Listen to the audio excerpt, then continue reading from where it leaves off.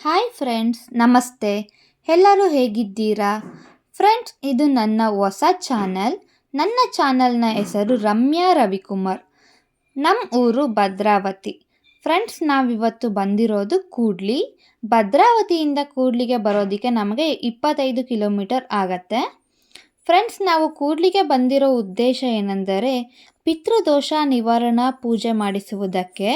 ಇದು ಅಮಾವಾಸ್ಯೆ ಹುಣ್ಣಿಮೆಯ ಸಮಯದಲ್ಲಿ ಅಷ್ಟೇ ಮಾಡಿಸಬೇಕಾದ ಪೂಜೆಯಾಗಿದ್ದು, ಇದನ್ನು ಹಲವು ಜನರು ಗೋಕರ್ಣ, ಶ್ರೀರಂಗಪಟ್ಟಣ ನದಿ ತೀರದಲ್ಲಿ ನೆರವೇರಿಸುತ್ತಾರೆ.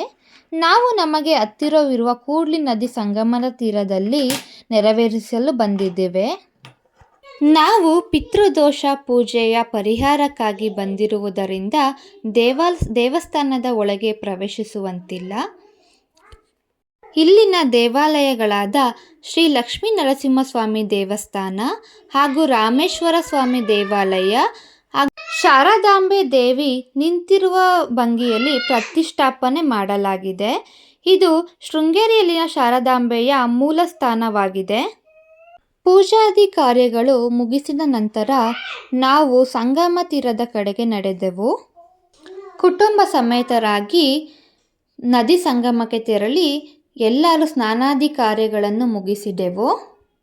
ಫ್ರೆಂಡ್ಸ್, ಪಿತೃ ಸಂಸ್ಕರಣಾ ಪೂಜೆ ಮಾಡಿಸಿದವರು ಬ್ರಾಹ್ಮಣರು ತಯಾರಿಸಿದಂತಹ ಆಹಾರವನ್ನು ಸೇವಿಸಿದರಷ್ಟೇ ಪೂಜೆ ಫಲಿಸುವುದೆಂದು ಪುರೋಹಿತರು ನಮಗೆ ತಿಳಿಸಿದರು. ಸ್ನಾನ ಮುಗಿಸಿದ ನಂತರ ನಾವು ಪ್ರಸಾದವನ್ನು ನೀಡುವ ಸ್ಥಳಕ್ಕೆ ತೆರಳಿದೆವು.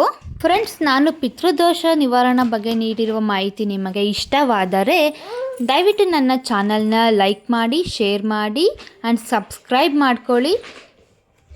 ಫ್ರೆಂಡ್ಸ್ ಆ್ಯಂಡ್ ಫ್ಯಾಮಿಲಿಗೂ ಶೇರ್ ಮಾಡಿ. ಧನ್ಯವಾದಗಳು.